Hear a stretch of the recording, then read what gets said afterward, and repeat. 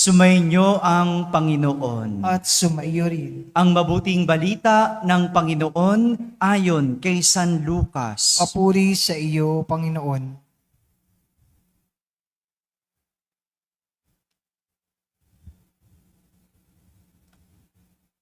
Noong panahong iyon, sinabi ng mga Pariseo at mga eskriba kay Jesus, ang mga alagad ni Juan ay malimit mag-ayuno at manalangin.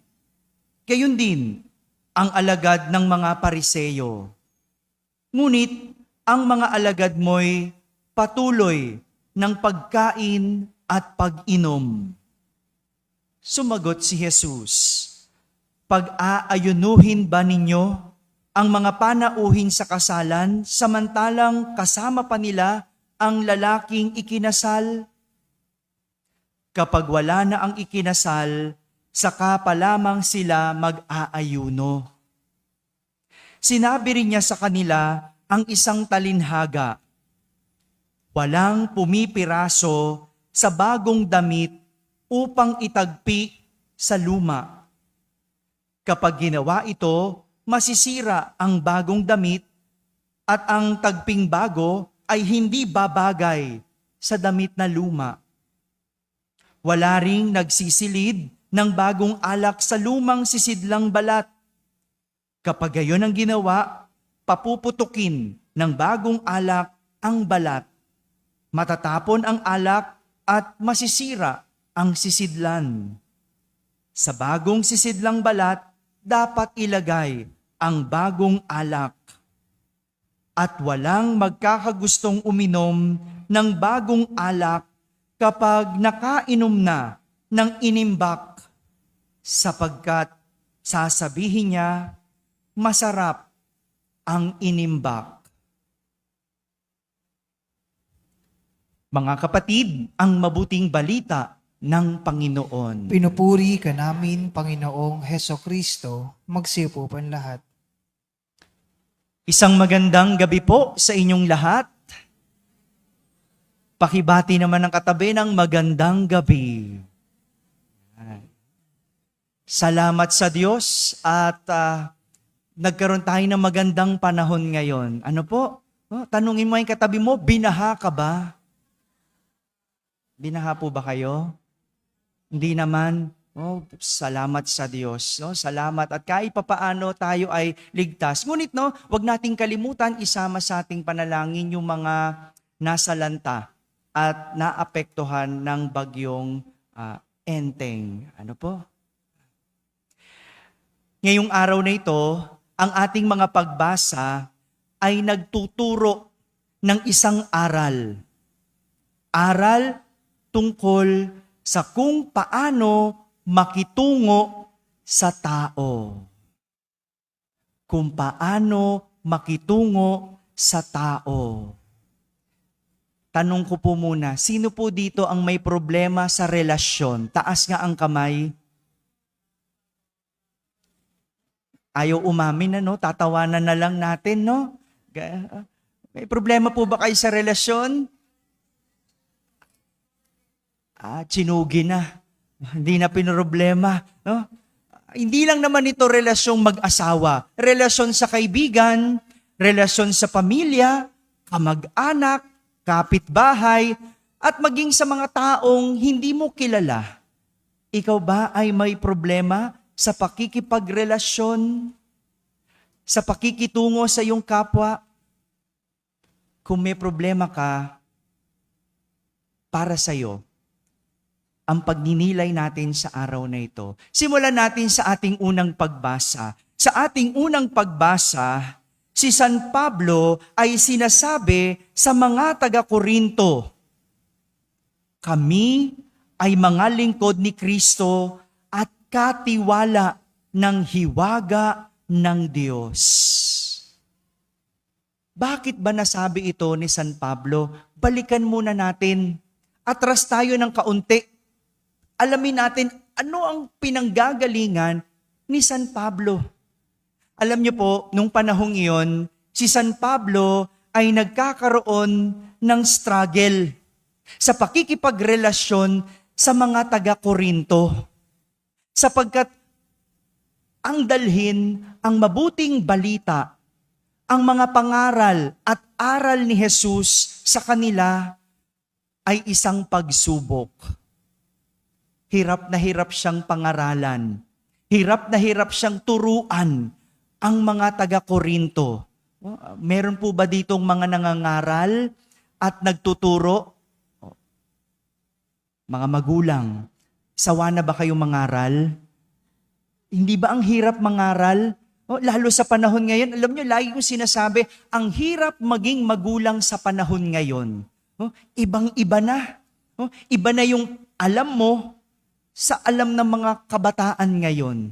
Hindi mo alam kung yung bang tinuturo mo, tumitimo pa. Hindi mo alam yung tinuturo mo, pinapakinggan pa. Pero ang mahirap sa mga nangangaral at mga nagtuturo, hindi mo alam kung ikaw ba ay pinakikinggan. Isa lang naman ang nais mo, matuto ang tinuturuan mo. Mapangaralan ang pinangangaralan mo.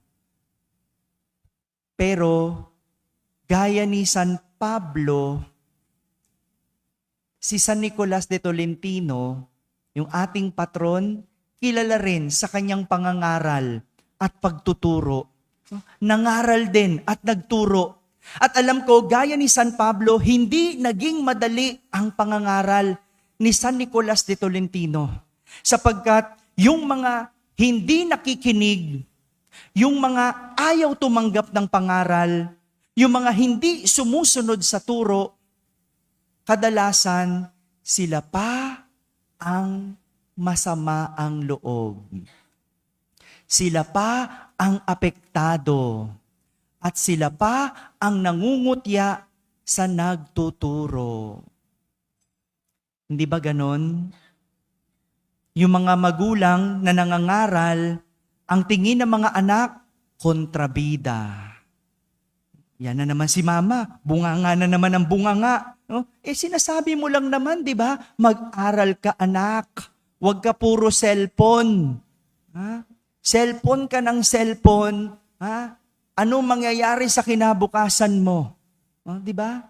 Pero lalabas, sinong kontrabida? Ikaw pa. No? Ikaw pa. No? Huwag kayong mag-alala. Ganon din naman kaming mga pare. No? Pag nangaral kami sa tungkol sa pangangalunya, sinong unang nagagalit? Hello? Di yung nangangalunya, di ba? Pag nangangaral ka tungkol sa pagnanakaw, sinong unang nagre-react? Kung hindi ka naman nagnanakaw, hindi ka apektado. Kung hindi ka nangangalunya, hindi ka nagagalit. Kaya ang hirap. Hirap na hirap itong si San Pablo sa kanyang pangangaral. Pero, hindi naman lahat hindi nakikinig. Yung mga taong tumanggap at nakinig sa kanyang pangaral, tumuwid ang kanilang buhay at naging mga tagasunod ni Jesus. Pero, yung mga sumuway, yung mga hindi nakinig, yung mga hindi tumanggap sa pangaral ni San Pablo, hinusgahan si San Pablo. Dito, pinapatungkol ni San Pablo ang kanyang mga pahayag. Sa kanila niya sinasabi na tignan niyo kami bilang lingkod ng Diyos at mga katiwala ng hiwaga ng Diyos. Huwag niyo kaming husgahan. Katiwala at lingkod lang kami ng Diyos. Ang salitang katiwala ay mula sa salitang tiwala. Ang katiwala ay isang taong pinagkakatiwalaan at maaasahan. Kung wala kang tiwala sa tao, hindi mo kukuning katiwala. Dahil sa tiwala nakahilig ang pagiging katiwala. At ito yung tinutukoy ni San Pablo. Ako ay katiwala ng Diyos. huwag kayong magalit sa akin. Huwag kayong humusga sa akin. Dahil kahit ako, hindi ko alam kung bakit ako pinagkatiwalaan ng Diyos. Kaya huwag mo kong husgahan. Hindi ba ganon? Hindi mo naman alam kung anong nakita sa'yo ng Diyos at ika'y pinagkatiwalaan. Anong nakita sa'yo ng boss mo at ginawa kang manager? Anong nakita ng Diyos at ginawa kang isang ina? Pinagkatiwala sa'yo ang 5 anak. Hindi mo alam. Sino lang makakapagsabi nun? Yung taong nagtiwala sa'yo. Ito yung sinasabi ni San Pablo. Ito ang isang katiwala ng Diyos na buo sa tiwala ng Diyos. Ako'y katiwala, kaya wag niyo kong husgahan. Kaya nga, hinihimok niya ang mga tao na wag siyang husgahan dahil wala siyang pananagutan sa kanila. Ang pananagutan niya ay nasa Diyos. Diyos ang pumili sa akin. Ginagampanan ko lang ang trabahong ito. Kaya, ang Diyos ang aking pinaglilingkuran. Ang ganda nun, no? Ang ganda nung salitang yon. Galit ang tao sa kanya, pero sinasabi niya, huwag kayong magalit. Pinagkatiwalaan lang ako ng Diyos. Huwag niyo akong husgahan. Anyway, alam nyo, ang dagdag pa ni San Pablo, sabi niya, huwag niyo akong husgahan sapagkat ilalantad naman ng Diyos ang mga bagay na natatago sa kadiliman at ihahayag sa liwanag. Hindi niyo ako kailangang husgahan sapagkat kung may ginagawa akong kalokohan, ilalantad ng Diyos ang ginagawa ko sa kadiliman sa kaliwanagan. Kaya ganito ang tinuturo sa atin ng unang pagbasa. Kung paano makitungo sa tao, kung paano magkaroon ng magandang relasyon, huwag humusga. Huwag humusga. Dahil dadating ang araw kung may ginagawa mang kalokohan, ilalantad ng Diyos sa liwanag ang ginagawa niya sa kadiliman. Kaya yung may mga asawa dyan, na galit tuwing umuuwi ang asawa nila paggabi, huwag mo agad husgahan. Galit ka kaagad eh. No? Iniisip mo agad ng babae. Hindi ba pwedeng nagtrabaho lang, nag-overtime? Ha? Father, hindi pwedeng nag-overtime. Ha? Walang trabaho asawa ko. Ganun ba? Baka naman, nakipag-inuman lang, no? Ng babae agad. Huwag ka manghusga agad. Ha? Huwag mong husgahan. Anyway, sabi ni San Pablo, kung may ginagawa yan na kasamaan sa kadiliman, ilalantad ng Diyos ang ginagawa niya sa kadiliman sa kaliwanagan. Alam niyo po, tuwing nagte-text yung tatay ko sa akin, no? Pag nag-text yan ng, Father, may oras ka ba? No? Kinakabahan na ako niyan. Kasi ibig sabihin yan, mahaba-habang usapan yan. No? Pag tinext ako ng tatay ko, Father, may oras ka ba? No? At sigurado ako, no, idudulog sa akin yan yung laging problema niya sa kapatid ko, no? Sa bunso kong kapatid. Kasi yung tatay ko po ay nasa 73 years old. Meron po ba ditong 73 years old? 70 years old? No? Line of 7 na. No? Medyo matanda na yung tatay ko. No? At lagi niyang problema yung kapatid ko na 25 years old. Ang layo ng agwat, ano po? No? Isang matanda at isang millennial, no? Millennial, super millennial, no? Kaya hindi nagkakaunawaan no? Hindi sila nagkakaintindihan kasi nahuhusgan agad ng tatay ko yung kapatid ko. Kapag may ginagawa, iba agad isip ng tatay ko. Yung kapatid ko naman, hindi rin mapakali kasi pakiramdam niya, hinuhusgahan agad siya ng tatay ko. Wala naman daw siyang ginagawang masama. No? Siyempre, bilang pare, bilang millennial din, ay wow, hinusgahan na nila ako. Kakasabi ko lang, manghusga. Ba't kayo natatawa? Wala kayong tiwala? Millennial ako? O sige, millen na lang, sumabit sa pagka-millennial. No? Ako yung tagapagpaliwanag sa kanila. No? Sabi ko, pa, kasi iba na ang kabataan ngayon. Hindi naman ganyan. Huwag mo siyang pag-isipan ng ganyan.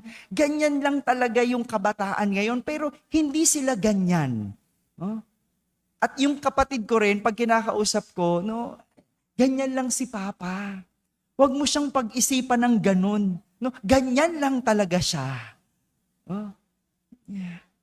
Lumang tao sa isang bago. Kaya ano nangyayari? Hindi bagay. Hindi match. Nagkakagulo. Kasi naghuhusgahan. At alam nyo, ito rin yung talinhagang sinabi ni Jesus sa ating ebanghelyo, yung talinhaga ng luma at bago. Anong sabi ni Jesus? Walang pumipiraso sa bagong damit upang itagpi sa luma. Kapag ginawa ito, masisira ang bagong damit at ang tagping bago ay hindi babagay sa damit na luma. Imaginin mo, bagong damit na butas, bagong-bago. Pag tinagpian mo ng tela, anong klaseng tela ang itatagpi mo? Bago o luma? Ito naman si luma pa din. Ano itsura nun? Diba? Dapat bago din. Diba? Kasi hindi bagay. Pero mo, kunyari ito, kulay cream. Tatagpian mo ng luma, mas luma pa na cream. Ano itsura nun? Diba? Makutim, masisira yung damit. So, tatagpian mo rin ng bukod sa kakulay, katela, at dapat bago din para magtugma. Ano ibig sabihin nito? Sa napakasimpleng pamamaraan, luma sa luma, bago sa bago, para magkaroon ng kaayusan. Kung titignan natin at ilalagay natin sa aral na huwag manghusga, ganyan dapat. Hindi mo dapat hinuhusga ng iyong kapwa dahil hindi mo kilala ang iyong hinuhusgahan. Hindi mo pwedeng sabihin sa isang foreigner na mas maganda ang maputi kesa sa morena. Tama ba yon? Sa ating Pinoy, yung karamihan sa atin, no, lalo na yung mga nagpapaputi, yung mga lumalaklak ng pampaputi, no, isip natin, mas maganda ang maputi. Tama ba yon?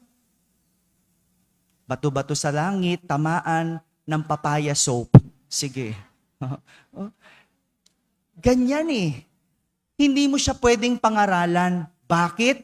Iba ang kanyang pinanggagalingan. Para sa kanya, ang maganda, morena. Para sa iyo, ang maganda, maputi. Kaya wag mo siyang huhusgahan. Wag mong huhusgahan yung napili niyang asawa. Tayo, no, pagka nakakita ng foreigner at may kasamang yung mga mata natin, kumakahusga, di ba? Kung may bibig lang ang mata, sigurado, magsasalita. No? Hindi pwede Bakit? Hindi mo alam ang kanyang pinanggagalingan.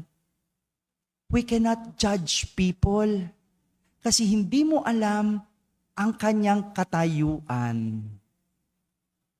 Ganon din, tayo, hindi tayo pwedeng husgahan sa kung anong maganda at pangit sa atin. Ganyan ang isang relasyon. Hindi dapat naghuhusgahan dahil kailanman hindi magiging tugma ang pakikitungo sa isa't isa. Mga kapatid, bilang pagtatapos, Kung gusto mong magkaroon ng payapa at tahimik na relasyon, matutong wag humusga. Ngunit kung gusto mong magkaroon ng masaya na relasyon, matutong magtiwala. Amen? Amen.